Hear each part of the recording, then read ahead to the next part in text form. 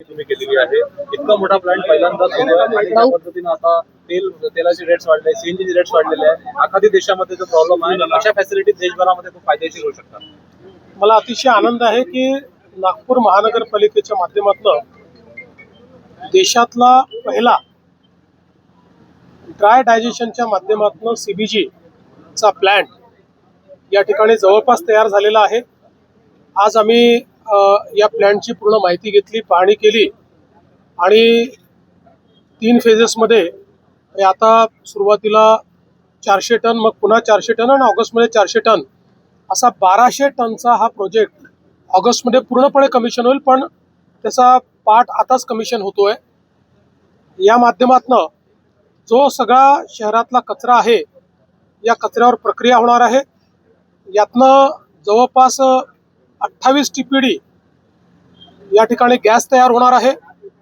त्यासोबत जवळपास 120 टीपीडी जे ऑर्गॅनिक मॅन्युअर आहे ते मॅन्युअर या ठिकाणी तयार होणार आहे आणि त्यासोबत जवळपास 400 टीपीडी RDF तयार होणार आहे की जे आपल्या सिमेंट फॅक्टरीजला किंवा इतर ठिकाणी लागतं. त्यामुळे जवळपास संपूर्ण जो कचरा आहे या कचऱ्यातनं एक मोठी व्हॅल्यू या ठिकाणी तयार होणार आहे.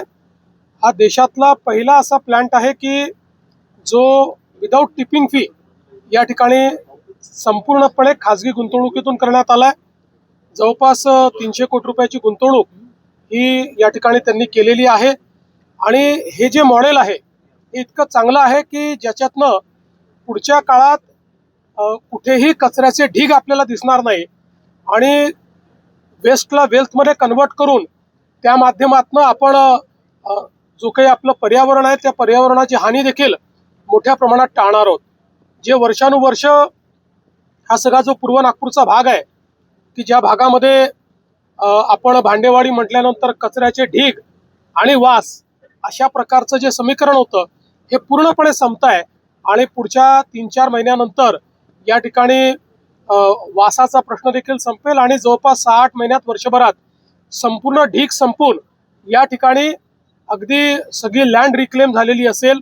मला असं वाटतं की देशातला एक अतिशय महत्त्वाचा अशा प्रकारचा प्लॅन आज या ठिकाणी तयार झाला. मराठा समाजासाठी सर्वाधिक निर्णय तुम्ही मुख्यमंत्री असलेल्या सरकारने घेतलेले आहे. तर ही जरांगे पाटील आज भर उन्हात उपोषणाला बसले. विखे पाटील त्यांना भेटायला गेलेले आहे. सरकारचे प्रमुख म्हणून तुमचं काय म्हणणं आहे? बघा, सरकार या प्रश्नावर नेहमीच सकारात्मक आहे. सरकारने वारंवार निर्णय घेतलाय. प्रत्येक वेळी जेव्हा अडचण आली त्यावेळी सरकारने निर्णय घेतलेला आहे आणि या संदर्भात मी एवढंच सांगेन की सरकारची भूमिका पारदर्शक आहे, सरकारची भूमिका सकारात्मक आहे आणि ती भूमिका आम्ही सातत्याने मांडतोय आणि यापुढेही सरकारची भूमिका ही सकारात्मकच असेल. आमचं सरकार सर्व समाजाकरता सकारात्मक काम करणारं सरकार आहे. आम्ही समाजांना एकमेकापुढे आणून भांडण करत नाही. सगळ्यांचं भलं कसं होईल हा प्रयत्न करतो आणि विशेषतः मराठा समाजाच्या संदर्भात मी पुन्हा एकदा सांगतो, जेवढे निर्णय मी घेतले आणि शिंदे साहेबांनी घेतले एवढे इतिहासात कधी झाले नाहीत आणि पुढेही आम्ही मराठा समाजाच्या हिताचे निर्णय घेतच राहू.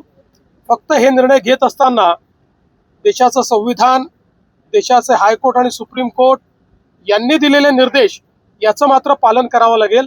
त्या निर्देशांचा अवलंबन न करता जर एखादा निर्णय घेतला तर त्यातनं केवळ प्रसिद्धी मिळेल पण तो निर्णय टिकणार नाही. त्यामुळे संविधान आणि न्यायालयाचे निर्णय यांच्या कसोटीवर जे ज्या निर्णय आम्हाला घेता येतील त्याच्या कसोटीवर खरे ठरणारे जे निर्णय असतील ते सगळे निर्णय आम्ही घेऊ. जरांगेंचं आंदोलन सुरू झालं की ओबीसी समाजामध्ये एक भीतीचं वातावरण असतं, तुम्ही त्यांना काय आश्वासन? मी असं स्पष्टपणे सांगतो, एका समाजाचं काढून दुसऱ्या समाजाला द्यायचं अशा प्रकारचं या सरकारने कधीही केलं नाही, आम्ही करणार नाही. ओबीसी समाजालाही घाबरण्याची आवश्यकता नाही. आम्ही मराठा समाजाचंही त्या ठिकाणी समाधान करू, त्याकरताही सगळे निर्णय आम्ही घेऊ. पण त्यावेळी ओबीसी समाजावर कुठलाही अन्याय आम्ही होऊ देणार GR काढण्याची मागणी त्यांनी केलेली आहे. नाही, त्या संदर्भात आता चर्चा चाललेली आहे. एवढ्या डिटेलमध्ये मी बोलणार नाही. मी पुन्हा एकदा सांगतो, न्यायालय, कायदा आणि संविधान याच्या चौकटीत बसून कुठलाही निर्णय घ्यायला आम्ही तयार आहोत. प्राजक्त मराठा